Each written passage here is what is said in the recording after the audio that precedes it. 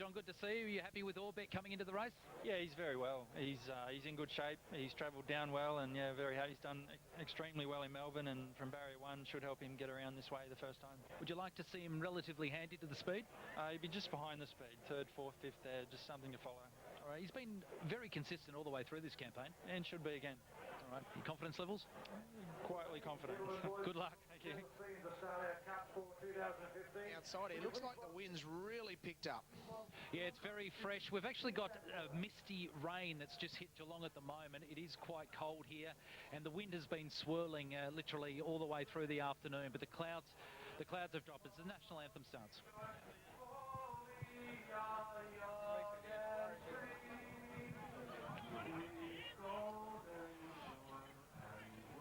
The national anthem is entertaining the crowd here. Everyone is up on their feet. 2 minutes out from the William Hill Geelong Cup. We need to touch base on the speed map here, Warren. How have you got... I mean, it's so hard to assess with internationals that you haven't seen race, especially over 2,400 metres on a tight little track. Certainly looks like Quest for More's got enough speed to be somewhere near the speed. I'd be surprised to see him leading. I think Bonfire would certainly be positive. He's Gay Waterhouse trained for a start, but his natural running style is to be near the speed. Orbeck was on the speed in the Metropolitan. We've heard John Thompson say he'd like him 3rd, 4th, 5th, so he'll be off the speed a little bit. He'd certainly let Bonfire go. Kapoor's a natural rolling horse, so he'll be somewhere near the speed. I think the likes of Kapoor and Bonfire, perhaps Quest for More and not too far back to Orbeck, would be the most likely speed. Who will win the 2015 William Hill Geelong Cup? Here's our caller, Greg Miles. The little engine is lined up into the barriers as the field is getting ready now. Orbeck the inside and Bonfire are ready. Don DeRimo, who won a benchmark on this day 12 months ago, has a middle stall. Sontag, the little engine, and Renew have been locked in. Here's Mandawi coming up. There's been support for him too. Supported quite a few at longer odds. The little engine 18 to 15. Favourite though is Dandino. Mandawi's 21 into 15. So Sartorius comes up. $300,000 Geelong Cup, genuine lad over near the outside. Links in alongside Quest for More. Gardini is set and Maygrove is coming in. So they're moving in well. Nearly ready for the Geelong Cup. $4 for the favourite Dandino. $6 Quest for More, but several of them have been tried at odds. Here's Kapoor coming up for Glenn Boss, dual winner of the Geelong Cup. And in cool conditions on a good 3, the field is nearly ready to go.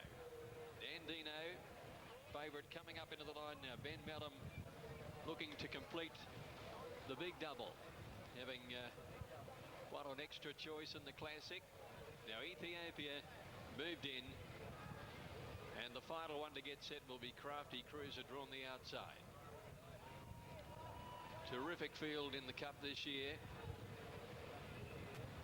Mandawi standing up well. Bonfire and Orbeck made a good line. They're all in the stalls. Set. They're racing in the Cup now. And a little engine a little bit slow to move out of the stalls. Quest for More got away well. Genuine lad from out there easing over their heels early. Away fast as Bonfire had the lead with Gardini and another grey Maygrove and Kapoor out wider. Here's Don DeRimo and Sontag sailing up towards the front runners now. Orbeck went back. He's the middle of the field down to the judge. Don DeRimo has it. Sontag moved to second at the turn out of the straight. In behind those horses, Maygrove getting a nice trail on the outside of Bonfire, who's on the rail, and Kapoor caught wide, presses towards the lead.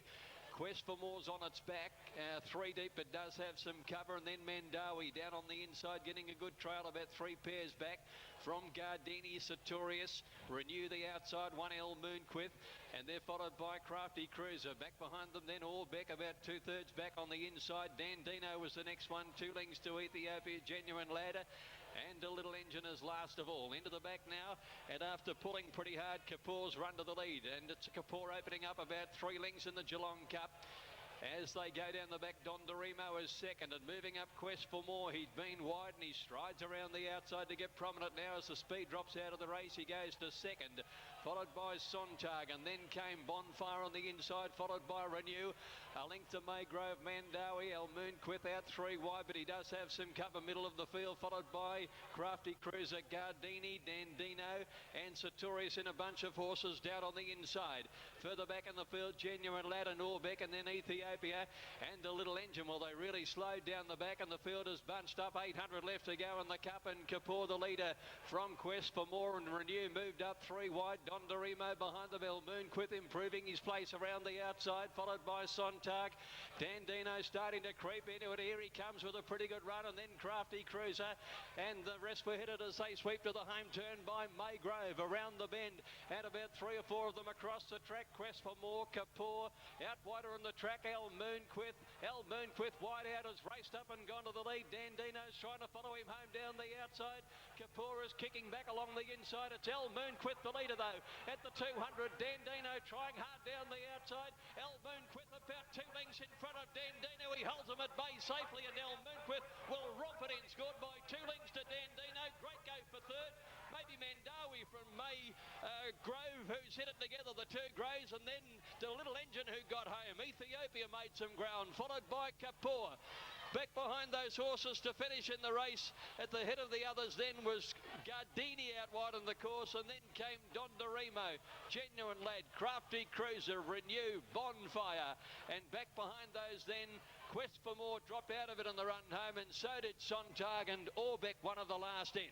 Well, he couldn't get a run in the Caulfield Cup. He went to the Metropolitan in search of a ticket into the Caulfield Cup. He had no luck at all from a wide gate, had to go back there, but James McDonald has jumped on board this former Dubai galloper for Sheikh Hamdan and Lindsay Park Racing, and has given a 10 out of 10 ride. Somehow he got into a midfield position. He had cover, and Al Moonquith comes away for a stylish win. Defeats Dandino. I think Mandawi might end up being prominent for third.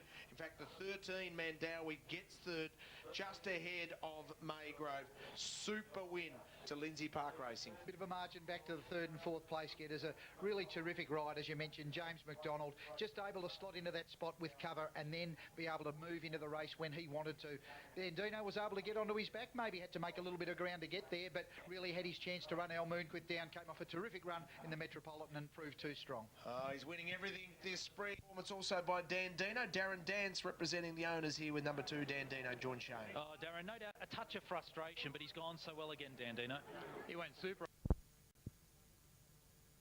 He was back behind Bonfire and probably wanted to get going that little bit earlier, so you might be able to make an excuse to say that Mandawi should have finished that little bit closer, but here we see Al Moonquith taking the lead, and the head-on doesn't demonstrate how dominant the first 2 were against the rest of the field. And David Hayes already trying to plant the seed and mount the case for with Greg Carpenter, but just saying, I think he was a bit more impressive than Americane. I think you're right. Well, there's an argument to say it should have been. Can you believe Ed Dunlop saddled up another place getter in an Australian Cup? And Robin Trevor Jones here representing Ed Dunlop, John Shane. Race won in impressive fashion by Al Moonquith for David Hayes and Tom Dabernig. James McDonald in the saddle. We'll take a break here from Geelong on racing.com.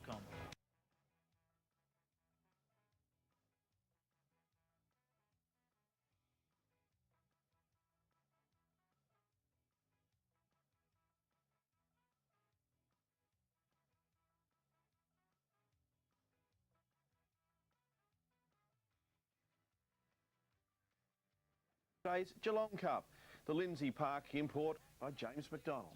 El Moonquith about 2 lengths in front of Dandino. He holds him at bay safely, and El Moonquith will romp it in, scored by 2 lengths to Dandino. Great go for third. I had the horse underneath me, and wherever I went, he just towed me there, so it wasn't too much knowledge when didn't go into it, and I just sat and I was a nice pilot for the race. The favourite Dandino finished third. Mandawi finished second, Mandawi was third. Immediately after the win, Hayes said Al Moonquith will run on the first Tuesday in November if he gets the right weight from Chief Handicapper Greg Carpenter. Victoria's chief handicapper, as he looks to saddle up yet another Melbourne Cup runner. Al Moonquith has suddenly come into calculations and is very nicely in the betting as well after taking out the Geelong Cup. More from Mark McGugan. Geelong's big day in the spring spotlight. 5 to 10 years ago, the media portrayed the Geelong Cup as a bit of a bogan festival. It really, really upset me. The outfit's up there. It's full of boys and babes. Giddy up. But when it came to the main event, it was Al Moonquith's time to shine. He holds him at bay safely, and Al Moonquith will romp it in. Scored by 2 lengths to Dandino. Great go for third. The David Hayes trained 6-year-old's odds immediately slashed from $101 to just $19 for the Melbourne Cup. He's always threatened that he's very good. If he gets in the field, he'll go straight in. And, you know, this is a good guide in recent years, and he's hit form at the right time. Meanwhile, at Werribee, the International Raiders finalised their preparations for Saturday's Cox Plate. Favourite Highland Reel on target in its quest to clinch an Irish back-to-back, while Craig Williams was left brimming with confidence after a hit out on his mount, A-Rod. Looking at his form, he's got the best form in the race. He's got a great barrier draw, and the horse is healthy and well. Williams bidding to add a third plate to his collection after victories on Fields of Omar in 2006 and Pinka Pinka in 2011. The race will have some added spice for Brad Raw-Wheeler, not only chasing his first Cox Plate, but also going head-to-head with brother Nash, who'll be on board the Chris Waller-trained Preferment. Brad set to pilot French star Galo Shop, seen here on the outside. We're great mates, but when it comes to getting out in the race,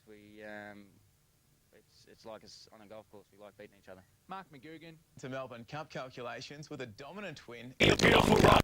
Al Moonquith was a class above the field, which included 2013 Caulfield Cup runner-up Dandino. He holds him at bay safely, and Al Moonquith will romp it in. Scored by 2 lengths to Dandino. Great go for third. Al Moonquith will need a weight penalty to make the Melbourne Cup field, but has firmed in the betting from 80 to 1 to 16 to 1. Base Able is now turning its attention to Saturday's Moonee Valley Cup. Set. They're racing in the Cup now. Dandino started as the Geelong Cup pre-race favourite, but wasn't given much room to move early on. The Kieran Martrade Kapua was having better luck. 800 left to go in the Cup, and Kapoor the leader. Dandino found space at the home turn. Dandino starting to creep into it. Here he comes with a pretty good run. The Darren Weir product stormed home and showed what he can do when given the room to run. His fast finish wasn't enough to claim the Cup. Dandino trying hard down the outside. Al Moonquith about 2 lengths in front of him.